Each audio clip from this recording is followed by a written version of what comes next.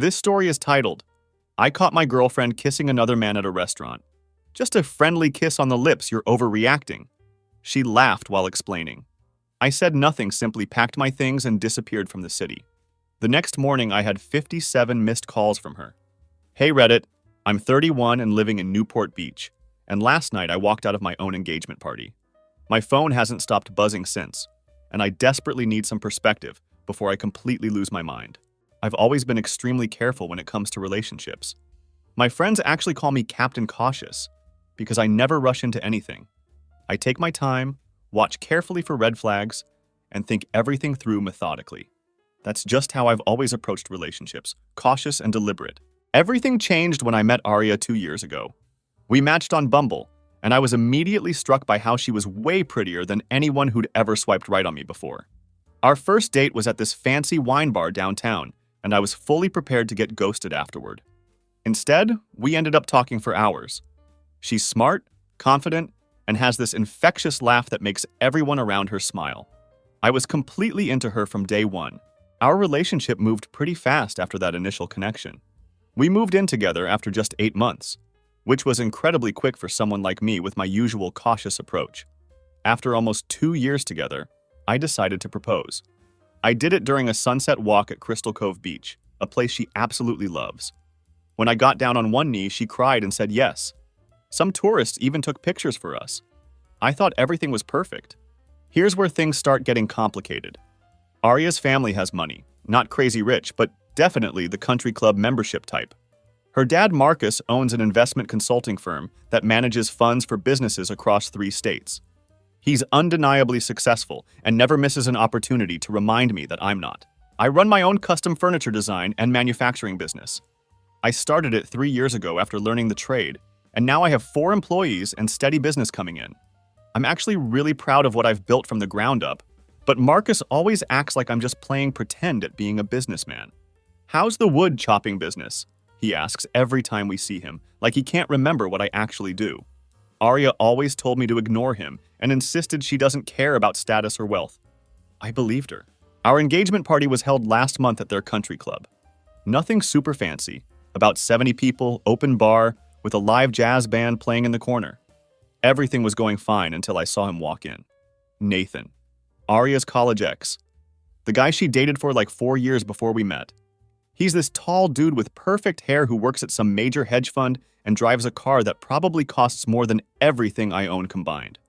I almost choked on my drink when I spotted him. Why is your ex here? I asked Aria when I found her talking to some cousins. She gave me this look like I was being ridiculous. His parents are friends with my parents, she explained dismissively. It would have been weird not to invite him. You didn't think to maybe mention this to me beforehand? I asked, trying to keep my voice level. Honestly, I didn't think it mattered, she replied with a shrug. We broke up years ago. It's not a big deal. But the way she kept looking at him across the room definitely made it feel like a big deal. Every time I glanced over, she seemed to be checking where he was in the room. I tried to tell myself I was just being paranoid and did my best to act normal, talking to her family, thanking people for coming, trying to ignore how Marcus introduced me to his golf buddies as Aria's fiancé who makes furniture. Real subtle, dude.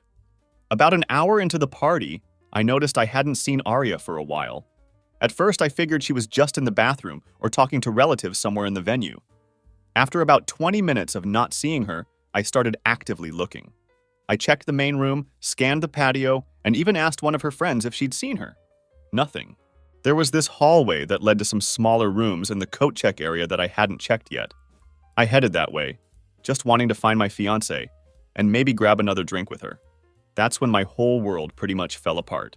I turned the corner and saw her standing with Nathan in this little alcove by the coat room. They were standing extremely close to each other, his hand resting comfortably on her waist. And they were kissing. Not making out wildly or anything, but definitely sharing a real, intimate kiss between 2 people who clearly knew what they were doing.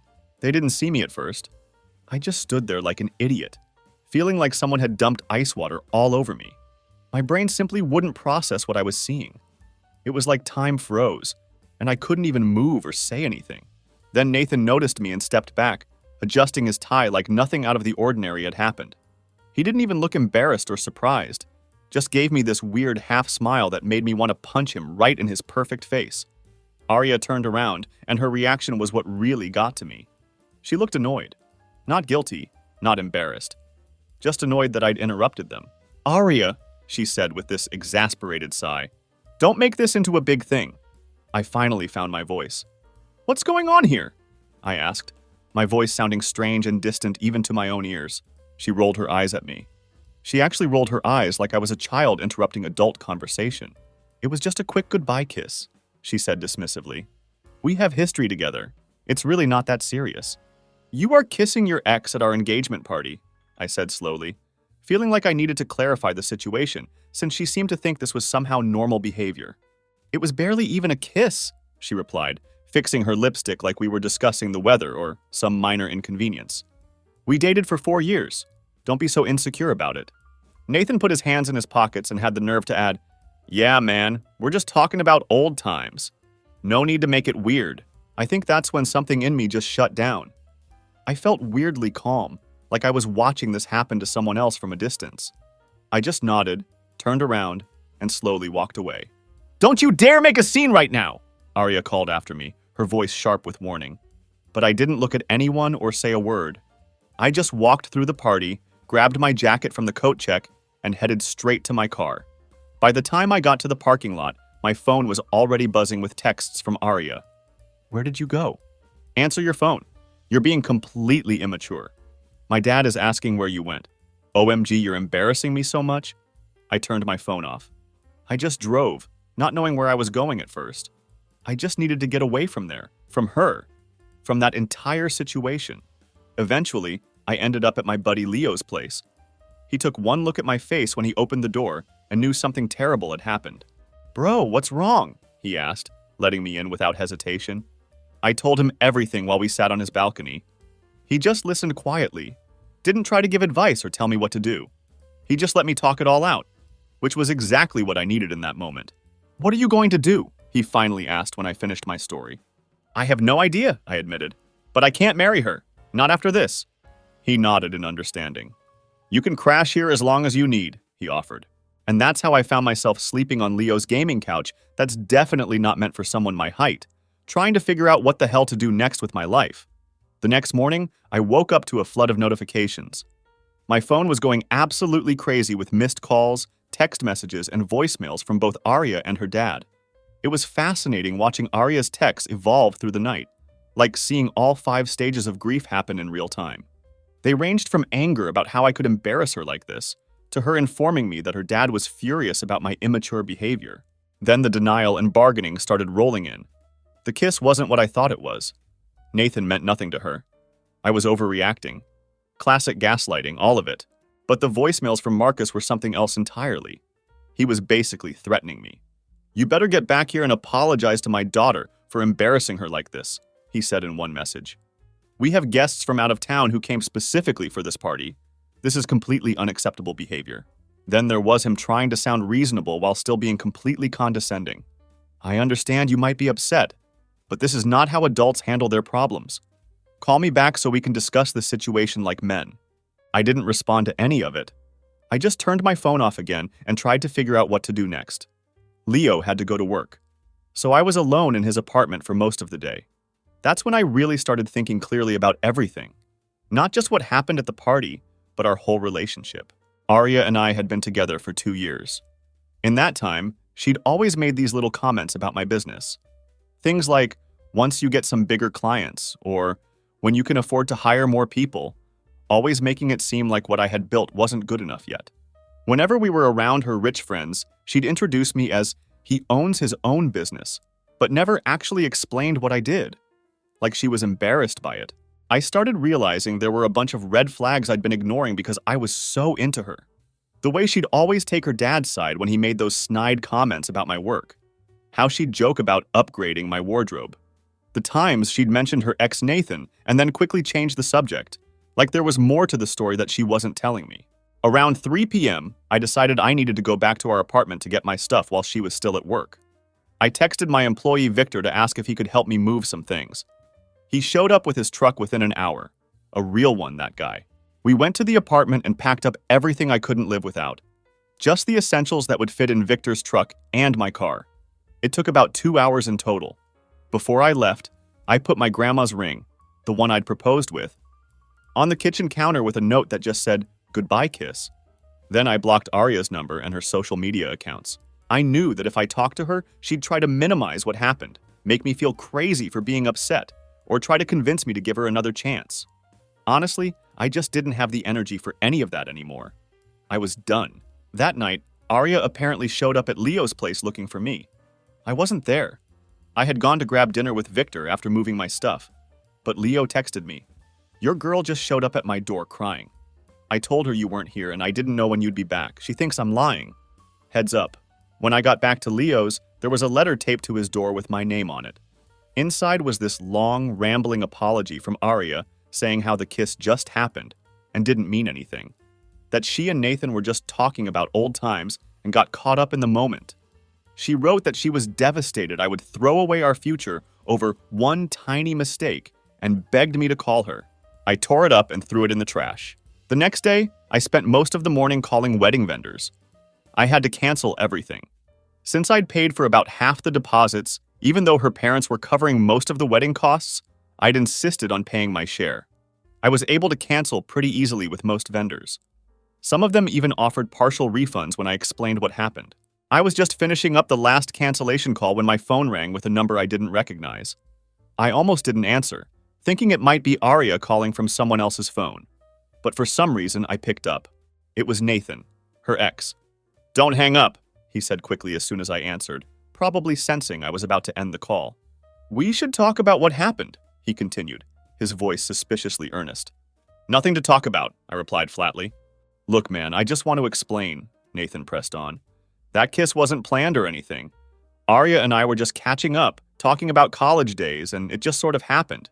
It didn't mean anything." "So you randomly kiss all your exes when you're catching up?" I asked sarcastically. "Or just the ones who were engaged?" He sighed dramatically. "It was a mistake, one-time thing. Arya loves you, man. She's a mess right now."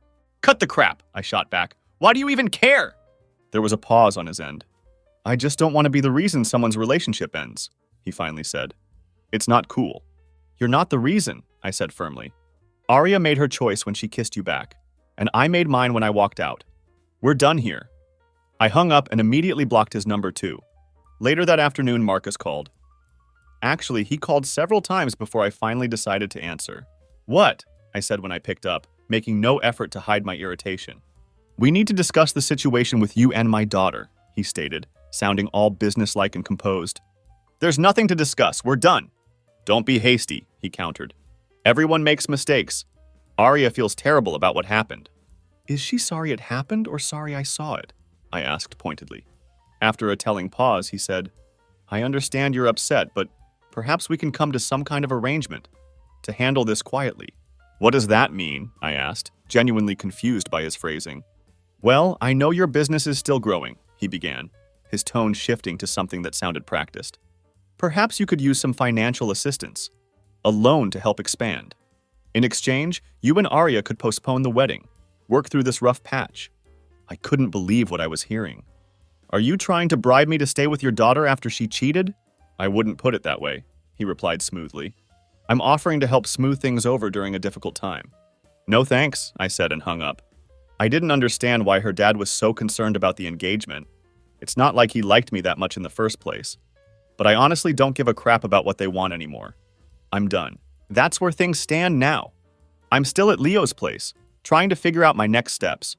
I've told a few close friends what happened, but I'm not going around trashing Arya to everyone we know. I'm just being honest when people ask why I moved out so suddenly. The weird thing is, I'm not even that angry anymore. Just done. Like a switch flipped off inside me when I saw them together. I gave this relationship everything I had, and in the end, it wasn't enough. She still wanted something, or someone else. I think what hurts the most isn't even the kiss itself. It's how she reacted when I caught them. Like I was the problem for being upset about it. No real guilt, no immediate apology. Just annoyance that I was making a big thing out of catching my fiancée kissing her ex at our engagement party. For now, I'm just trying to figure out what to do next. I've got a lead on an apartment that I can move into next week. Just trying to take things one day at a time. It's been a week since the engagement party disaster, and a lot has happened. First off, I found an apartment and signed a 6-month lease. Nothing fancy, just a 1-bedroom in a decent area, but it's all mine. And importantly, Arya doesn't know where it is. I moved in 3 days ago with the stuff I'd grabbed from our old place. I still need to buy some furniture eventually. For now, I've got a mattress on the floor, my TV set up on a plastic storage bin, and my laptop. Living the bachelor dream, am I right? I thought moving to a new place would give me some much-needed space to think, but Arya had other ideas. Since she couldn't reach me by phone, still blocked, she decided to show up at my work site on Monday. I run a custom furniture business, and we were setting up a large delivery at this nice house in the suburbs when her white Mercedes pulled up. I was in the showroom with 2 of my employees when Victor, who was outside, called up to me. Boss, there's someone here to see you," he said hesitantly. "Looks like your fiancé." "Ex-fiancé," I corrected him before climbing down to see what she wanted. Arya was standing there in heels and an expensive-looking dress, completely out of place among our work trucks and equipment. The customer had come outside to see what was going on, which made the whole thing even more awkward. "We need to talk," Arya said, not even bothering to lower her voice despite the obvious work environment. "I'm working," I replied, gesturing to the very obvious job site around us. "You've been ignoring all my calls and texts," she said accusingly. "You moved out without even talking to me. You're acting ridiculous." I looked at her calmly, trying to maintain my composure in front of my client and employees.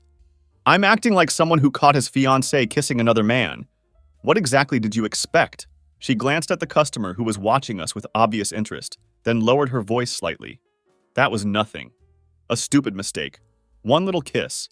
You're throwing away our entire relationship over it." "If it was nothing, why were you doing it?" I asked, keeping my voice level. "Nathan and I were just talking, and he leaned in," she explained hastily. "It just happened. It meant nothing." The same stupid excuses. I didn't say anything in response. There was nothing left to say. I turned to walk away, ready to get back to work. "So that's it?" she called after me. 2 years together and you're just done." I turned back to face her. "Yep, unbelievable." She shook her head, her eyes narrowing. "You know what? This is probably for the best. I was settling anyway," she added with sudden venom in her voice. "Settling?" I repeated, curious despite myself. "Look at you," she gestured dismissively at my work clothes. "Making furniture for a living. Driving that beat-up truck. Living paycheck to paycheck. You really think that's the kind of life I want? That's the kind of man I deserve?" I just smiled. "No, I don't think that's what you deserve at all." Her expression faltered a bit, like she wasn't expecting that response. "You deserve exactly what you're getting," I continued calmly. "And I deserve better than you." The customer, this older lady, actually let out a low, "Ooh," behind me. Arya's face flushed with anger. "You'll regret this," she spat. "No one will ever love you like I did." "That's what I'm counting on," I said with a slight nod. Then I turned my back on her and walked toward my crew. "Back to work, guys. These pieces aren't going to deliver themselves." I heard her car door slam and the engine rev as she sped away. The customer came over and patted my arm sympathetically. "Seems like you dodged a bullet there, honey," she said. I went back to work, but my mind was spinning. The way Arya had talked about my job and lifestyle made me wonder if she'd always felt that way. Had she always seen me as beneath her? That evening, I got a text from a number I didn't recognize.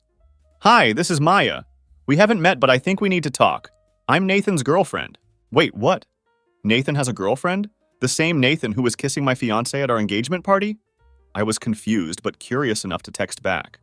We agreed to meet for coffee the next day. Maya turned out to be this cool girl with purple hair who works as a digital artist. She didn't waste any time getting to the point when we sat down with our coffee. "Nathan's been cheating on me with Arya for months," she said directly, pulling out her phone. "I found their messages last week." She showed me screenshot after screenshot of texts between Nathan and Arya, going back at least 4 months. These weren't just friendly texts. They were making plans to meet up, talking about hotels they'd stayed at, and some explicit stuff I really didn't need to see. In one message from just 2 weeks before our engagement party, Arya had written, "His business connections are perfect for helping me launch my interior design company. Once that's running, we'll figure us out." I felt sick reading it, not just because of the cheating, but because she was using me for my business contacts. I've spent years building relationships with contractors and property developers for my furniture business, connections that would be valuable to someone trying to break into interior design. "How did you find these?" I asked Maya. Nathan left his iPad logged into his messages at our apartment, she explained. I wasn't snooping. I was just going to watch Netflix, but the messages popped up. After reading through them, she realized all those business dinners and networking events he'd been going to were actually meetups with Arya. She showed me more evidence: hotel receipts, restaurant charges on shared credit card statements, even a reservation for the night before our engagement party. The kiss you saw wasn't some spontaneous thing, Maya said, confirming what I'd already suspected. They'd been meeting up regularly. The night before your party, Nathan told me he had a late client meeting, but he was actually with Arya at the Ocean View Hotel downtown. Everything started making sense. All those nights Arya had been working late or having drinks with the girls, she'd been with Nathan. The way she sometimes put her phone face down when I entered the room. How she'd get defensive if I asked about her day or who she'd been with. I'm sorry, Maya said sincerely. I thought you should know. Don't be sorry, I told her. Thanks for showing me this. It confirms I made the right call walking away. Maya nodded. I wish I'd known sooner. I've wasted 3 years with Nathan. 3 years? I said, suddenly realizing the timeline. So he was with you the entire time I was with Arya? Looks that way, she replied grimly. We compared notes and realized there were at least 15 to 20 times when Arya and Nathan had claimed to be somewhere else, but were actually together. The entire thing had been going on right under our noses. Both of us had been completely in the dark. After I left coffee with Maya, I got a call from Arya's friend Tessa. We'd always gotten along well, so I was surprised to hear from her. I can't believe what she's saying about you, Tessa said, sounding upset. She's telling everyone you were controlling and jealous, and that she's glad you broke up. Is that right? I asked, not really surprised that Arya was trying to control the narrative. It's total BS and I know it, she said firmly. I can't listen to her lie anymore. That's why I'm calling. Then Tessa dropped another bombshell. I suspected about her and Nathan for a while. I should have said something. You knew? I asked, feeling my stomach drop. Not for sure, she clarified. But I saw them together at a restaurant about 2 months ago when Arya had told me she was visiting her mom. When I asked her about it later, she got super defensive and made me promise not to mention it to you. Interesting. So even her friends knew something was going on. It seemed like I was the only one completely in the dark. There's more, Tessa continued. She's throwing this freedom party this weekend at that new club downtown. She's invited everyone and is calling it her celebration of dodging a bullet. Tessa paused awkwardly. Nathan will be there as her date. Good for them, I said with a bitter laugh. Hope they have fun. I've sent you an email with the invitation, Tessa added. I thought you should know what she's saying about you. I checked my email and sure enough, there was an invite to Arya's freedom celebration with a picture of her looking happy and the caption, finally free and living my best life. Without thinking twice, I forwarded the invitation to Marcus with no comment. 10 minutes later, my phone rang. It was Marcus. What is the meaning of this? He demanded immediately. Just thought you'd want to know what your daughter's up to while you're trying to save her engagement, I replied coolly. Where did you get this invitation? He asked, sounding genuinely shocked. Does it matter? Your daughter is publicly celebrating our breakup with the same guy she was cheating on me with. The guy she was kissing at the engagement party you threw for us. There was a long pause on the line. This is unacceptable, he finally said, his voice tight with anger. After everything I've done. Then he hung up abruptly. I'm not going to Arya's party, obviously.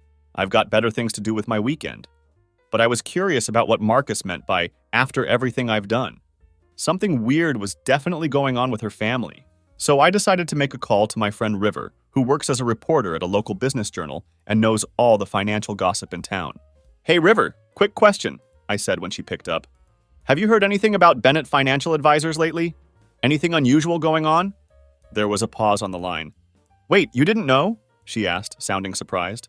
Didn't know what? They're under investigation by state regulators, River explained. How did you hear about it? I didn't until now, I admitted. What kind of investigation? Compliance issues with client accounts, she said. Nothing public yet, but it's serious. Several big clients are already quietly moving their money. She paused. Why are you asking about Marcus's company? I explained the situation briefly and suddenly everything clicked into place. Marcus's desperate attempts to keep me with Arya. The bribe offers. It all made sense now. A big family wedding would project stability and success while his business was under scrutiny. Nothing says everything's fine like dropping serious cash on your daughter's wedding. I hung up with River and immediately texted Marcus. I know about the regulatory investigation. No response for like an hour. Then my doorbell rang. I peeked through the peephole, and who do I see but the great Marcus Bennett himself, somehow having tracked down my new address like some kind of rich people GPS. I opened the door but didn't invite him in. "We need to talk," he said, his voice all smooth and businesslike. "I think we got off on the wrong foot. Can we talk?" Against my better judgment, seriously, why do I make these decisions? I let him in.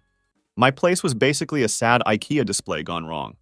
Mattress on the floor, folding table, 2 chairs that probably cost less than his watch. He looked around, trying not to grimace at my humble surroundings. "I understand you're upset with Arya," he began, perching on my target chair like it might bite him. "And you have every right to be. What she did was disappointing." "Disappointing?" I laughed incredulously. "Yeah, finding your fiancé sucking face with her ex is kind of disappointing." He ignored my sarcasm. "But we all make mistakes," he continued smoothly. "And I know for a fact she regrets what happened. This situation could still be salvaged." I just stared at him in disbelief. "Cut the crap, Marcus. Why are you really here?" He sighed like I was the unreasonable one. "Look, our families were about to be joined. I still think of you as almost family, and I'd hate to see you struggle with your business when I could help." "My business is doing fine," I replied in my best talking to a toddler voice. "It could be doing better," he said, leaning forward. "I have connections. I know people who are looking to get custom furniture, high-end residential clients, the kind that could really put your company on the map." "In exchange for what? Getting back with Arya?" I asked, though I already knew the answer. "Let me guess, we can just pretend I never saw her playing tonsil hockey with her ex?" "Think of it as a fresh start," he suggested. "People reconcile after mistakes all the time." I shook my head firmly. "Yeah, that's going to be a no from me, dog." His face changed instantly. There was the real Marcus. The mask slipped, and I could finally see the man beneath the Brooks Brothers suit. "I was trying to be reasonable," he said, his voice hardening.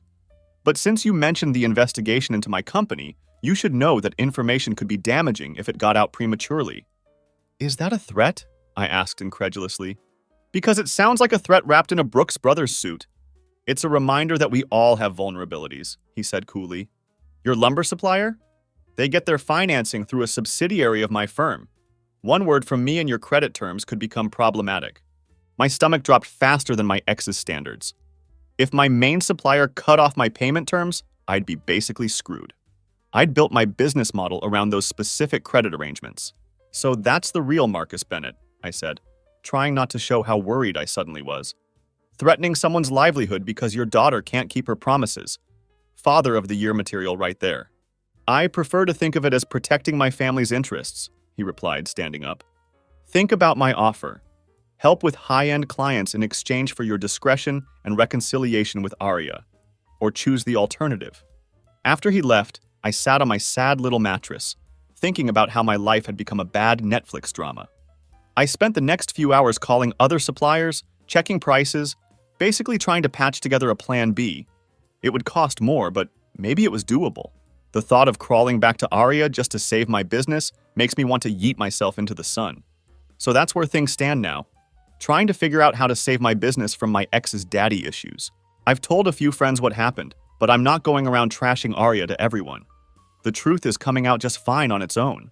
The weird thing is, I'm not even mad at Arya anymore. Just relieved I found out she's a cheater before I put a ring on it. But her dad's threats have me stressed.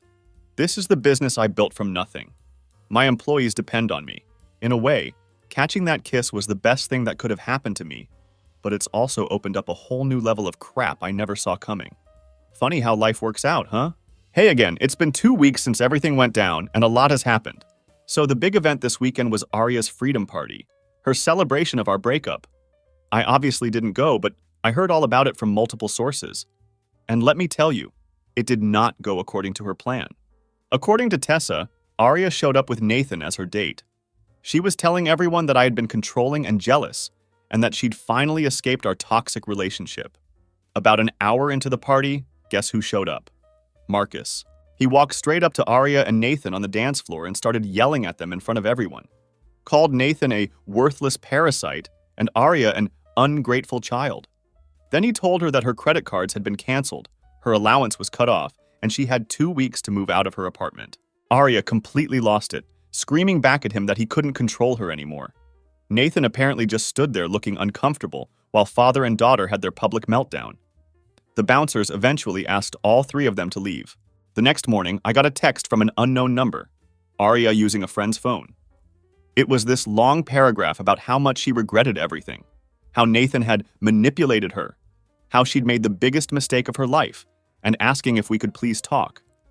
I didn't respond. Later that day, Maya called me. "Did you hear what happened at the party?" she asked. "I got the highlights from Tessa," I told her. "Well, there's more," she said. "Nathan just tried to come crawling back to me. Said Arya was crazy and that he'd made a mistake, that they'd only been hooking up casually and got too attached. He claimed he never promised her anything serious." "What did you say?" I asked. "I told him to get lost," she replied. "But I thought you should know. They're apparently already turning on each other." I was honestly satisfied that karma had done its job so efficiently, but I was still worried about my business and Marcus's threats. Monday morning, my main lumber supplier called. I braced myself, convinced Marcus had already messed up my credit terms. But instead, they asked if everything was good with my account, sounding confused when I asked if there was a problem. They actually wanted to expand my credit line due to my excellent payment history and the fact I was taking on bigger projects. I was honestly confused. Had Marcus backed off his threat? Later that day, I found out why when I ran into a guy I know who works at another financial firm. He mentioned in passing that Bennett Financial was going through some serious compliance issues, and Marcus was scrambling to keep clients from jumping ship. Apparently, he had bigger problems than messing with my supplier accounts. That evening, I got another text from Arya, this time from her own number. "Please call me. My dad cut me off completely. I need to talk to you." I blocked her number again. Not my circus, not my monkeys. The weirdest part of all this is that I'm actually doing better than I have in months. It's like a weight has been lifted off my shoulders. I didn't realize how much energy I was spending trying to be good enough for Arya and her family until I stopped having to do it. So that's where things stand now. My business is growing. I've got a cool dog. I didn't mention him before, but I adopted this awesome rescue pup last week. A nice apartment, and maybe the beginning of something new with Claire, a designer I met through a client. It's not at all where I thought I'd be a month ago, but I'm actually happier than I've been in a long time. Sometimes, life's biggest disappointments lead to unexpected opportunities. If Arya hadn't cheated, I'd be planning a wedding right now to someone who didn't really love me. Just what I could do for her. Instead, I'm free to build a life that's actually right for me. A couple of days ago, I was still thinking about Marcus's threats and wondering why he would be so desperate to keep me with Arya when he clearly never liked me much. I randomly opened the original email with the Freedom Party invitation and noticed something I'd overlooked before. The venue was booked at Bennett Financial Presence, Club Azure Grand Opening. I did some digging and found out that Marcus's company had invested heavily in this new upscale nightclub, with the grand opening planned to coincide with what would have been our wedding weekend. It was supposed to be a big PR move. First his daughter's lavish wedding, then the opening of this exclusive club, all to project an image of prosperity and success while his company was secretly struggling. When I walked out on Arya, I accidentally messed up the first part of his plan. Then when she decided to throw her freedom party at his club, she was unknowingly using his investment to celebrate breaking up with the guy he was desperately trying to bribe back into her life. No wonder he showed up and lost it. The story gets even better. Remember Tessa, Arya's friend who reached out to me? She called yesterday to update me on the latest drama. Apparently, after Marcus cut her off, Arya moved in with Nathan temporarily, only to discover that he wasn't exactly the wealthy hedge fund manager he claimed to be. He'd been living largely on credit and image, supplemented by allowance from his own wealthy parents, who were not impressed with the drama surrounding their son. When they found out about the dual cheating scandal, thanks to some choice social media posts that made the rounds, they decided he needed to learn responsibility and reduced his funds significantly. So now Arya and Nathan are stuck in his suddenly not-so-luxurious apartment, both scrambling for money, blaming each other for their respective situations. According to Tessa, they're fighting constantly, and Arya has been calling her in tears almost daily, regretting everything. Meanwhile, Marcus's firm is officially under investigation now. The news went public last week. Several major clients have pulled their investments, and there are rumors that he might have to sell his house and country club membership to cover potential settlements. It's like karma decided to work overtime on this one. As for me, my business is doing better than ever. One of my clients was so impressed with the work we did, and maybe a little influenced by witnessing the drama with Arya at the job site, that she referred me to her interior designer friend, who has commissioned several custom pieces for high-end clients. This has led to more connections and projects than I can handle alone, so I've hired 2 more employees. I've also been seeing Claire for a few weeks now. It's nothing serious yet, we're taking it slow. But she's creative, independent, and actually interested in what I do. No eye-rolling when I talk about wood types or joinery techniques. No subtle digs about my career or suggestions about how I should upgrade myself. The other day, we were having dinner when she asked if I was over Arya. I thought about it honestly and realized I truly was. Getting caught cheating was the best gift she ever gave me, I told Claire. It showed me who she really was before I made an even bigger commitment. Claire raised her glass. Then here's to dodging bullets and finding better targets, she said with a smile. I can drink to that. Life has a funny way of working out sometimes. What felt like the worst moment of my life a month ago has turned into the beginning of something much better. I'm building furniture I'm proud of, dating someone who values me for who I am, and finally living without the constant feeling that I'm not quite measuring up to someone else's standards. So if you've made it this far in my story, the moral is this. Trust your instincts, don't ignore red flags, and sometimes the most painful moments lead to the best outcomes. And maybe most importantly, if you catch your fiancé kissing her ex at your engagement party, don't let her or her father convince you that you're overreacting. You're not. Walk away and don't look back. Your future self will thank you.